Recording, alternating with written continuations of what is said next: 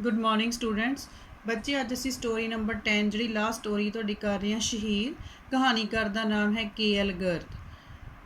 ਅੱਜ ਕੱਲ੍ਹ ਮੇਰਾ ਪੁੱਤਰ ਮੇਰੇ ਕੋਲੋਂ ਬੜੇ ਹੀ ਅਜੀਬ ਸਵਾਲ ਪੁੱਛਣ ਲੱਗ ਪਿਆ ਹੈ। ਇਹਦੇ ਵਿੱਚ ਕੀ ਹੈ, ਸਟੋਰੀ ਦੇ ਵਿੱਚ ਜਿਹੜਾ ਲੇਖਕ ਹੈ ਉਹਦਾ ਜਿਹੜਾ ਪੁੱਤਰ ਉਹਦੇ ਕੋਲ ਅਲੱਗ-ਅਲੱਗ ਤਰ੍ਹਾਂ ਦੇ ਸਵਾਲ ਪੁੱਛਦਾ ਹੈ ਅਤੇ ਉਹਦੇ ਬਦਲੇ ਦੇ ਵਿੱਚ ਜਿਹੜਾ ਲੇਖਕ ਜੋ ਵੀ ਉਹਨੂੰ ਦੱਸਦਾ ਹੈ ਇਸ ਸਟੋਰੀ ਦੇ ਵਿੱਚ ਦੱਸਿਆ ਗਿਆ ਹੈ।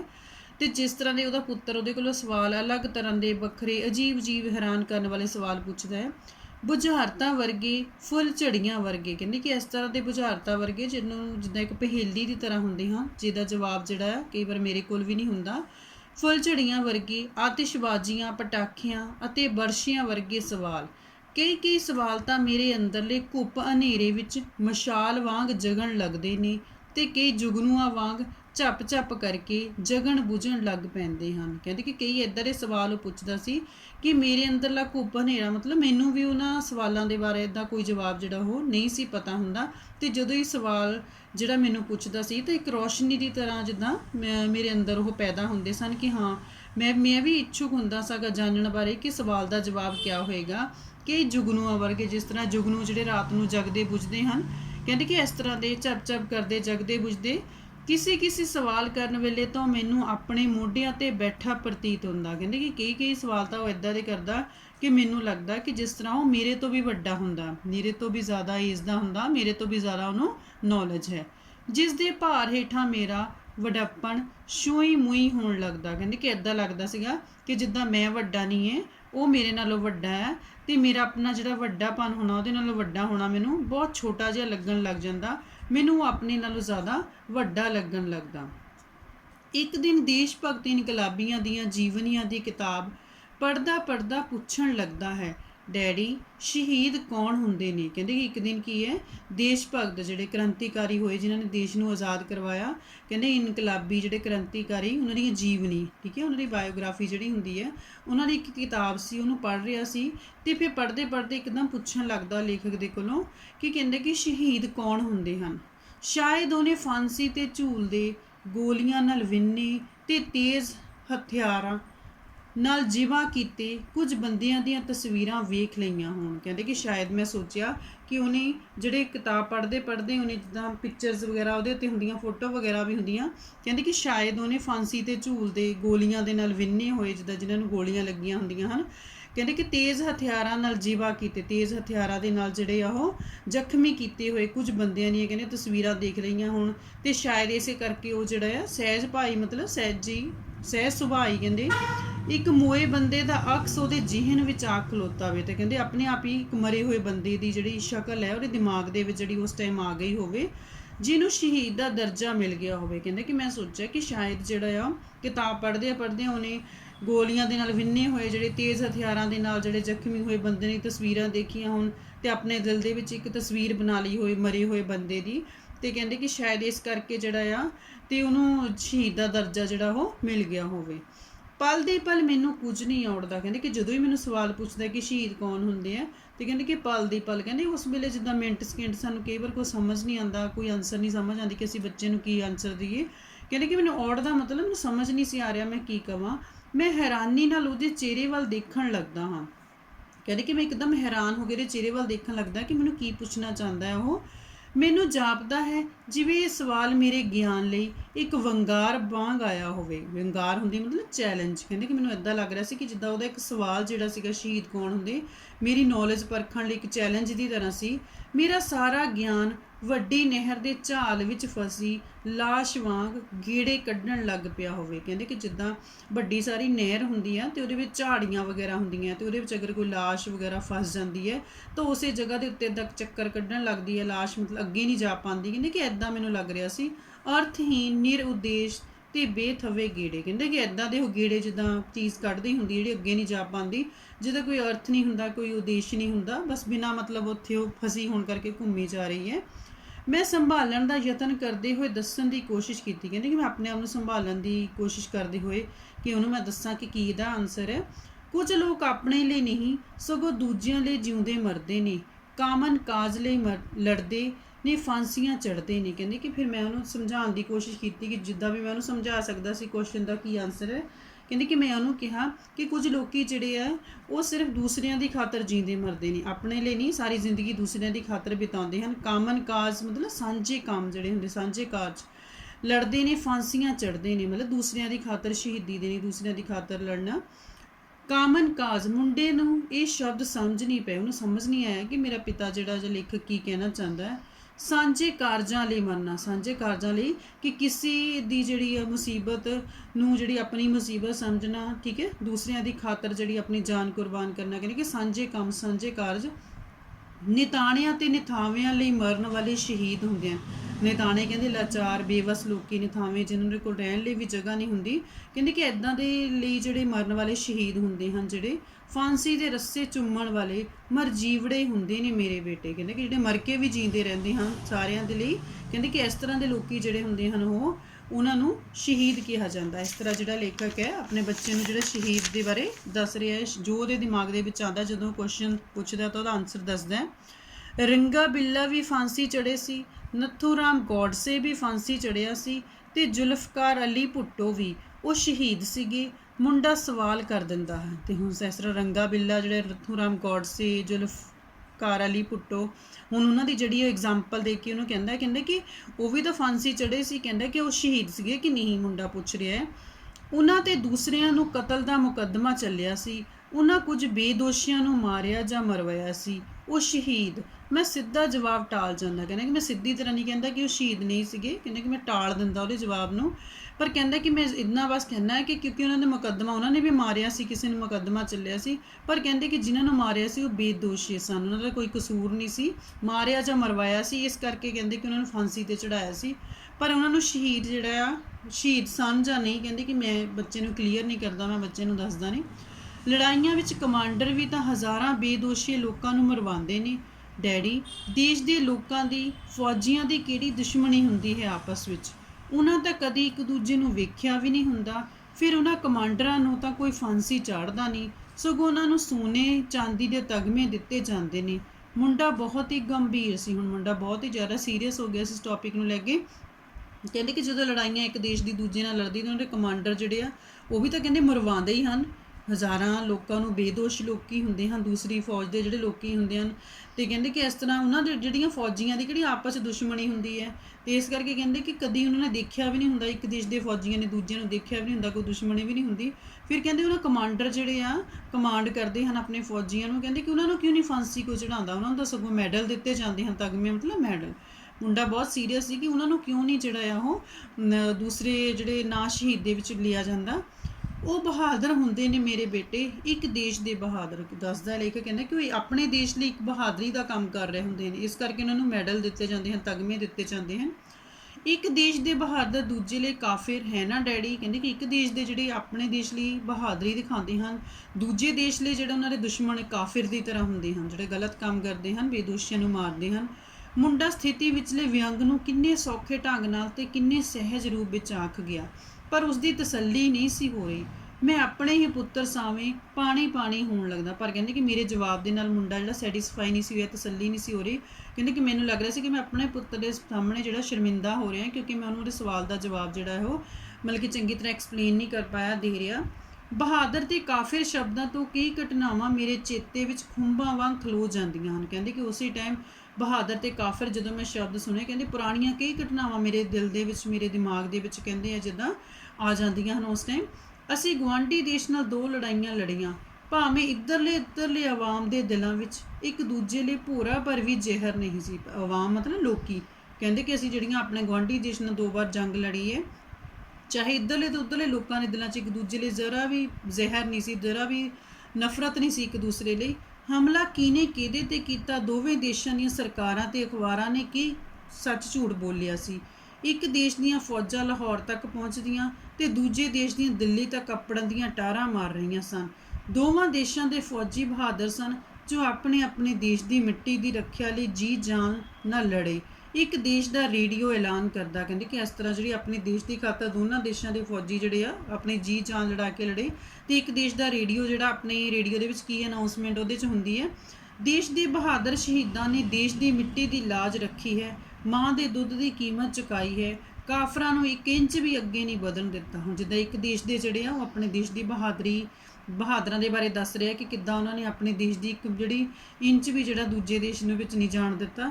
ਉੱਧਰੋਂ ਹੀ ਦੂਜੇ ਦੇਸ਼ ਦਾ ਰੇਡੀਓ ਸਮਾਚਾਰ ਦਿੰਦਾ, ਨਿਊਜ਼ ਦਿੰਦਾ ਸੀ, ਔਕੜਾਂ ਦੇ ਬਾਵਜੂਦ ਸਾਡੇ ਬਹਾਦਰ ਜੰਗਜੂ ਅੱਗੇ ਹੀ ਅੱਗੇ ਵੱਧਦੇ ਗਏ। ਇੱਕ ਬਹਾਦਰ ਲੱਖ ਲੱਖ ਕਾਫਰਾਂ ਤੇ ਭਾਰੂ ਸੀ, ਦੇਸ਼ ਦੀ ਆਬਰੂ ਬਚਾਉਣ ਵਾਲੇ ਸ਼ਹੀਦਾਂ ਨੂੰ ਪ੍ਰਣਾਮ। ਤੇ ਇਸ ਤਰ੍ਹਾਂ ਜਿਹੜਾ ਇੱਕ ਦੇਸ਼ ਦਾ ਰੇਡੀਓ ਜਿਹੜਾ ਆਪਣੇ ਦੇਸ਼ ਦੇ ਜਿਹੜੇ ਸ਼ਹੀਦ ਜਿਹੜੇ ਬਹਾਦਰ ਹਨ, ਜਿਹੜੇ ਲੜੇ ਹਨ, ਉਹਨਾਂ ਦੇ ਬਾਰੇ ਬਹਾਦਰੀ ਬਾਰੇ ਦੱਸ ਰਿਹਾ, ਤੇ ਦੂਸਰੇ ਦੇਸ਼ ਦਾ ਰੇਡੀਓ ਜਿਹੜਾ ਉਹ ਆਪਣੇ ਦੇਸ਼ ਦੇ ਜਿਹੜੇ ਉਹਨਾਂ ਦੀ ਸ਼ਹੀਦ ਜਿਹੜੇ ਬਹਾਦਰਾਂ ਬਾਰੇ ਦੱਸ ਰਿਹਾ। ਦੋਵਾਂ ਦੇਸ਼ਾਂ ਦੇ ਹਜ਼ਾਰਾਂ ਬਹਾਦਰ ਮਾਰੇ ਗਏ ਸਨ। ਤੇ ਇਸ ਤਰ੍ਹਾਂ ਕਹਿੰਦੇ ਜੇ ਲੜਾਈ ਹੁੰਦੀ ਹੈ ਤਾਂ ਬਹੁਤ ਸਾਰੇ ਮਾਰੇ ਜਾਂਦੇ ਨੇ। ਕਹਿੰਦੇ ਕਿ ਦੋਵਾਂ ਦੇਸ਼ਾਂ ਦੇ ਆਪਣੇ ਆਪਣੇ ਦੇਸ਼ ਲਈ ਉਹ ਬਹਾਦਰ ਹੀ ਸਨ, ਮਾਰੇ ਗਏ ਸਨ। ਇੱਕ ਦੇ ਬਹਾਦਰ ਦੂਜੇ ਦੇ ਕਾਫਿਰ ਬਣੇ ਤੇ ਦੂਜੇ ਦੇ ਕਾਫਿਰ ਪਹਿਲੇ ਲਈ ਮੁਜ਼ਾਹਿਦ। ਮੇਰੇ ਪੁੱਤਰ ਨੇ ਰੇਡੀਓ ਟੀਵੀ ਤੋਂ ਇਹ ਸਾਰਾ ਕੁਝ ਸੱਚ ਝੂਠ ਸੁਣਿਆ ਸੀ। ਕਹਿੰਦੇ ਕਿ ਸਾਰਾ ਕੁਝ ਉਹ ਸੁਣ ਰਿਹਾ ਸੀਗਾ, ਸੁਣਿਆ ਹੋਇਆ ਸੀ, ਇਸ ਲਈ ਉਹਦੇ ਜ਼ਿਹਨ ਵਿੱਚ ਬਹਾਦਰ ਤੇ ਕਾਫਿਰ ਦਾ ਭੇਤ ਹੱਲ ਨਹੀਂ ਸੀ ਹੋ ਰਿਹਾ। ਉਹਨੂੰ ਲੱਗਦਾ ਸੀ ਕਿ ਅਗਰ ਇੱਕ ਦੇਸ਼ ਦਾ ਬੰਦਾ ਆਪਣੇ ਦੇਸ਼ ਲਈ ਬਹਾਦਰ ਹੈ, ਬਹਾਦਰੀ ਦਾ ਕੰਮ ਕਰ ਰਿਹਾ, ਤਾਂ ਦੂਜੇ ਦੇਸ਼ ਲਈ ਉਹ ਕਾਫਿਰ ਕਿੱਦਾਂ ਹੋ ਸਕਦਾ ਹੈ। ਲੜਾਈ ਦੇ 19 ਦਿਨੀ ਇੱਕ ਹੋਰ ਅਜੀਬ ਘਟਨਾ ਘਟੀ ਸੀ। ਗੁਆਂਢੀ ਦੇਸ਼ ਨੇ ਅਚਾਨਕ ਹੁਸੈਨੀ ਵਾਲਾ ਸਰਹੱਦ ਤੇ ਹਮਲਾ ਕਰਕੇ ਉੱਥੋਂ ਦੇ ਕੁਝ ਖੇਤਰ ਆਪਣੇ ਕਬਜ਼ੇ ਵਿੱਚ ਕਰ ਲਿਆ ਸੀ। ਕਾਫੀ ਬਚਾਅ ਹੋ ਗਿਆ ਸੀ, ਪਰ ਉਹ ਹੁਸੈਨੀ ਵਾਲਾ ਵਿੱਚ ਲੱਗੇ ਸ਼ਹੀਦਾਂ ਦੇ ਬੁੱਤ ਚੁੱਕ ਕੇ ਲਾਹੌਰ ਲੈ ਗਏ ਸਨ, ਜਿੱਥੇ ਉਹਨਾਂ ਸ਼ਹੀਦਾਂ ਨੇ ਬੰਬ ਕਾਂਡ ਕੀਤਾ ਸੀ, ਸਾਂਡਰਸ ਮਾਰਿਆ ਸੀ, ਜੇਲਾਂ ਕੱਟੀਆਂ ਸਨ, ਤਸੀਹੇ ਸਹੇ ਸਨ ਤੇ ਹੱਸ-ਹੱਸ ਫਾਂਸੀ ਦੇ ਰੱਸੇ ਗਲ ਵਿੱਚ ਪਾਏ ਸਨ। ਜਿਸ ਲਾਹੌਰ ਦੀ ਆਜ਼ਾਦੀ ਲਈ ਉਹਨਾਂ ਸ਼ਹਾਦਤ ਦਾ ਜਾਮ ਪੀਤਾ ਸੀ, ਉਸੇ ਲਾਹੌਰ ਦੇ ਬਾਜ਼ਾਰਾਂ ਵਿੱਚ ਸ਼ਹੀਦਾਂ ਦਾ ਜਲੂਸ ਕੱਢਿਆ ਗਿਆ, ਪਰ ਉਹਨਾਂ ਜਲੂਸ ਦੇ ਅਰਥ ਬਦਲ ਗਏ ਸਨ। ਕਹਿੰਦੇ ਕਿ ਇਸ ਤਰ੍ਹਾਂ ਕੀ ਸੀ ਕਿ ਜਿਸ ਤਰ੍ਹਾਂ ਹੁਣ ਜਿੱਥੇ ਕਹਿੰਦੇ ਕਿ ਸ਼ਹੀਦ ਜਿਹੜਾ ਬੰਬ ਕਾਂਡ ਹੋਇਆ ਸੀ, ਸਾਂਡਰਸ ਨੂੰ ਮਾਰਿਆ ਸੀਗਾ, ਭਗਤ ਸਿੰਘ ਨੇ ਜਿਹੜੇ ਤਸੀਹੇ ਜੇਲਾਂ ਕੱਟੀਆਂ ਸਨ, ਜਿਸ ਜਗ੍ਹਾ ਦੇ ਉੱਤੇ ਕਹਿੰਦੇ ਕਿ ਆਜ਼ਾਦੀ ਤੋਂ ਬਾਅਦ ਜਿਹੜਾ ਹੈ, ਠੀਕ ਹੈ, ਆਜ਼ਾਦੀ ਦਾ ਜਾਮ ਪੀਤਾ ਸੀ, ਤੇ ਕਹਿੰਦੇ ਕਿ ਉੱਥੇ ਫਿਰ ਉਹਨਾਂ ਦਾ ਜਲੂਸ ਕੱਢਿਆ ਗਿਆ। ਕਿਉਂ? ਕਿਉਂਕਿ ਉਹ ਜਗ੍ਹਾ ਜਿਹੜੀ ਆਜ਼ਾਦੀ ਤੋਂ ਬਾਅਦ ਦੂਸਰੇ ਦੇਸ਼ ਦੇ ਵਿੱਚ ਚਲੇ ਜਾਂਦੀ, ਦੂਸਰਾ ਅਲੱਗ ਦੇਸ਼ ਬਣ ਜਾਂਦਾ ਹੈ। ਮੇਰੇ ਪੁੱਤਰ ਨੇ ਸਾਰਾ ਪ੍ਰੋਗਰਾਮ ਲਾਹੌਰ ਟੀਵੀ ਤੋਂ ਦੇਖਿਆ ਸੀ।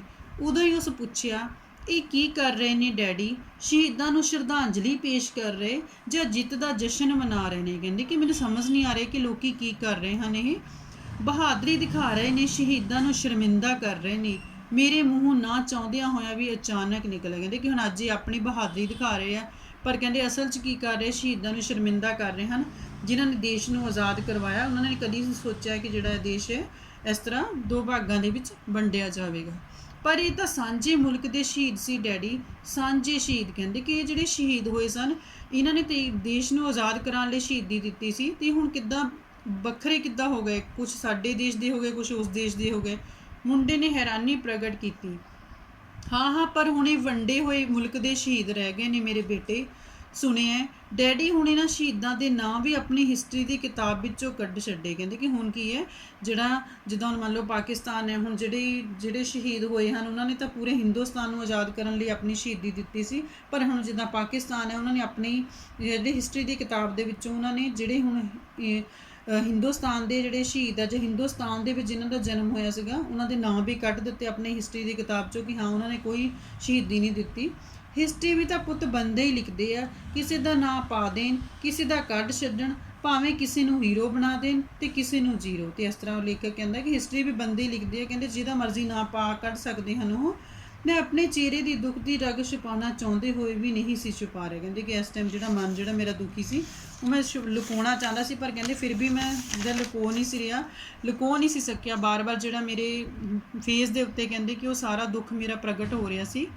ਹੀਰੋ ਹੁੰਦੇ ਨੇ ਜਾਂ ਬਣਾਏ ਜਾਂਦੇ ਨੇ ਡੈਡੀ? ਮੁੰਡਾ ਇੱਕ ਹੋਰ ਸਵਾਲ ਉਲਾਰਦਾ। ਕਹਿੰਦੇ ਕਿ ਵਾਕਈ ਜਿਨ੍ਹਾਂ ਨੂੰ ਹੀਰੋ ਦੀ ਤਰ੍ਹਾਂ ਹਿਸਟਰੀ 'ਚ ਪੇਸ਼ ਕੀਤਾ ਜਾਂਦਾ, ਹੀਰੋ ਸੱਚੀ ਹੁੰਦੇ ਕਿ ਗਲਤ ਝੂਠੀ ਮੁੱਠੀ ਬਣਾ ਦਿੱਤੇ ਜਾਂਦੇ ਹਨ? ਕਦੀ ਕਦਾਈ ਬਣਾਏ ਵੀ ਜਾਂਦੇ ਨੇ ਬੇਟੇ। ਸਿਆਸਤਦਾਨ, ਪੋਲੀਟੀਸ਼ੀਅਨ ਜਿਹੜੇ ਸਭ ਕੁਝ ਕਰ ਸਕਦੇ ਨੇ। ਕਾਲਿਆਂ ਦਾ ਹੀਰੋ ਗੋਰਿਆਂ ਦਾ ਹਮੇਸ਼ਾ ਜ਼ੀਰੋ ਹੀ ਰਿਹਾ, ਤੇ ਗੋਰਿਆਂ ਨੇ ਆਪਣਾ ਜ਼ੀਰੋ ਨੂੰ ਸਦਾ ਹੀਰੋ ਬਣਾ ਕੇ ਹੀ ਪੇਸ਼ ਕੀਤਾ। ਕਾਲਾ ਹੀਰੋ ਵੀ ਉਹਨਾਂ ਲਈ ਬਾਸਟਰਡ ਕੋਈ ਸਾਰੀ ਦੁਨੀਆ ਦਾ ਸ਼ਹੀਦ ਨਹੀਂ ਹਵਾ ਸਕਦਾ ਡੈਡੀ? ਪ੍ਰਸ਼ਨ ਜਿੰਨਾ ਸੁਭਾਵਿਕ ਸੀ, ਉੱਤਰ ਓਨਾ ਹੀ ਗੁੰਝਲਦਾਰ। ਕਹਿੰਦੇ ਕਿ ਜਿੰਨਾ ਕਹਿੰਦਾ ਕਿ ਕੋਈ ਇੱਦਾਂ ਦਾ ਨਹੀਂ ਹੋ ਸਕਦਾ ਜਿਹਨੇ ਸ਼ਹੀਦੀ ਦਿੱਤੀ ਹੈ ਦੇਸ਼ ਨੂੰ ਆਜ਼ਾਦ ਕਰਵਾਉਣ ਲਈ, ਸਾਰੀ ਦੁਨੀਆ ਦੇ ਵਿੱਚ ਉਹਨੂੰ ਸ਼ਹੀਦ ਦਾ ਦਰਜਾ ਦਿੱਤਾ ਜਾਵੇ। ਕਹਿੰਦੇ ਕਿ ਉਹਦਾ ਉੱਤਰ ਓਨਾ ਹੀ ਉਲਝਿਆ ਹੋਇਆ ਸੀ, ਗੁੰਝਲਦਾਰ, ਕਨਫਿਊਜ਼ ਕਰਨ ਵਾਲਾ। ਕਦੀ ਮੌਕਾ ਜ਼ਰੂਰ ਆਏਗਾ ਬੇਟੇ, ਪਰ ਅਜੇ ਧੁੰਦ ਹੈ, ਹਨੇਰਾ ਹੈ, ਸਾਜ਼ਿਸ਼ਨੁਮਾ ਮਾਹੌਲ ਹੈ। ਪਰ ਕਹਿੰਦੇ ਹਰ ਪਾਸੇ ਸਾਜ਼ਿਸ਼ ਅਜੇ ਲੋਕਾਂ ਨੂੰ ਸਮਝ ਨਹੀਂ, ਕੋਈ ਟਾਈਮ ਜ਼ਰੂਰ ਆਏਗਾ। ਪਿਛਲੇ ਦਿਨੀ ਪੰਜਾਬ ਦੇ ਇੱਕ ਉੱਘੇ ਸ਼ਹਿਰ ਵਿੱਚ ਇੱਕ ਹਾਦਸਾ ਵਾਪਰ ਗਿਆ। ਦੋ ਫਿਰਕੇ ਮਤਲਬ ਧਿਰਾਂ ਜਿਹੜੀਆਂ ਹੋਣੀਆਂ ਆਪਸ ਵਿੱਚ ਉਲਝ ਪਏ।